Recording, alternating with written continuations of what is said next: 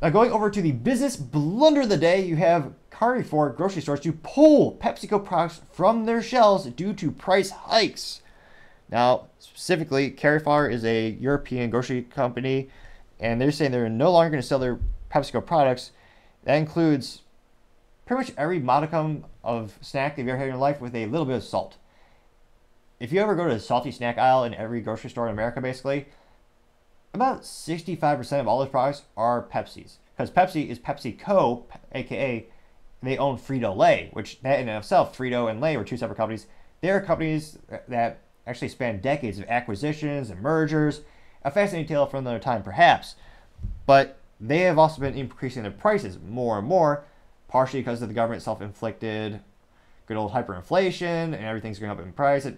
So they especially have been increasing their prices. Now, interestingly enough, in the United States, their sales, both actually for Coca-Cola and PepsiCo, are pretty consistent. And actually, I think Coca-Cola's actually went up a little bit, even with the increased price rate. So going to the actual substance here, and again, this comes from Victor Lubinsky and Helen Reed over at Reuters. And they note that Carrefour's move impacts more than 4,000 stores across the 4 countries.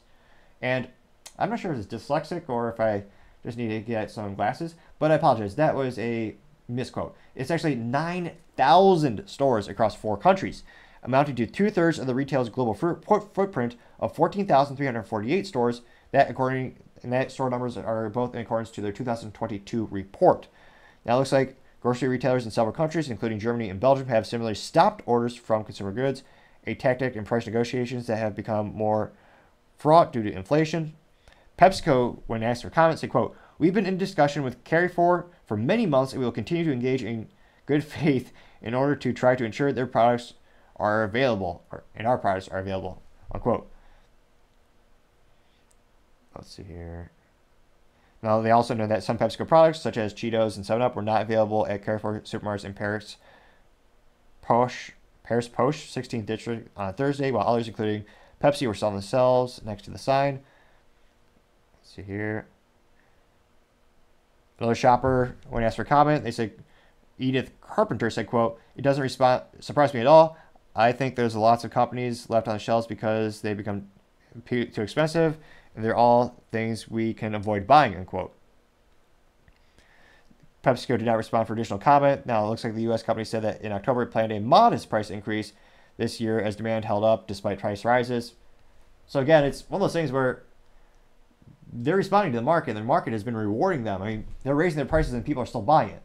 If everyone stopped purchasing some of these products, they would have to renegotiate with some of their subcontractors, some of their suppliers for some of the core components of the materials that they create, or aka in this case, being a food company, some of the ingredients, as well as some of the packaging companies that they utilize.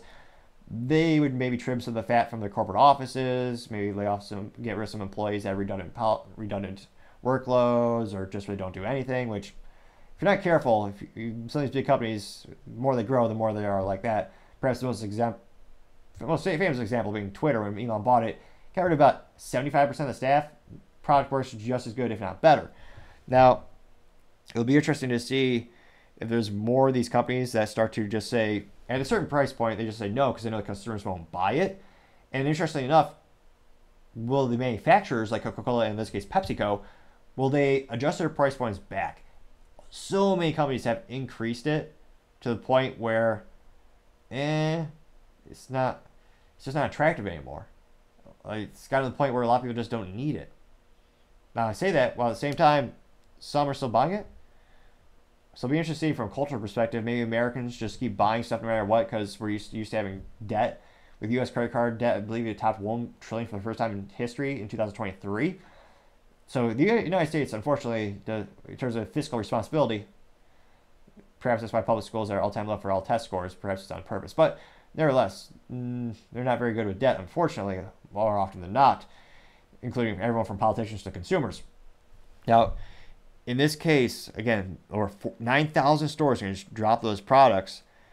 And again, that's going to hurt PepsiCo in the aggregate.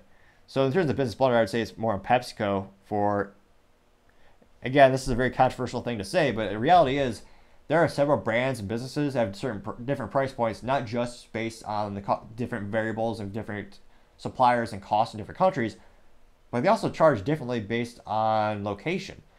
I mean, one of the most famous ones used to be back in the day with Victoria's Secret. They would charge different price points based on the zip code and based on the area, even though it's the same exact product, same materials. So it'll be interesting to see, again, because PepsiCo, they make a lot of money in the aggregate. Are they going to renegotiate with this company to get the price point down? Or will they accept just not being in, again, 9,000 stores not having their products? Let me know in the comments, who do you think at the end of the day will give, or in this case, perhaps win at the end of the day? But again, being pushed out of over 9,000 stores, PepsiCo, I can't help but think that's got to be the business blunder of the day. Thank you, everyone, for taking the time to tune in today. Again, we're trying to get to 4,000 subscribers by the end of January, so if you click that button, I greatly appreciate it.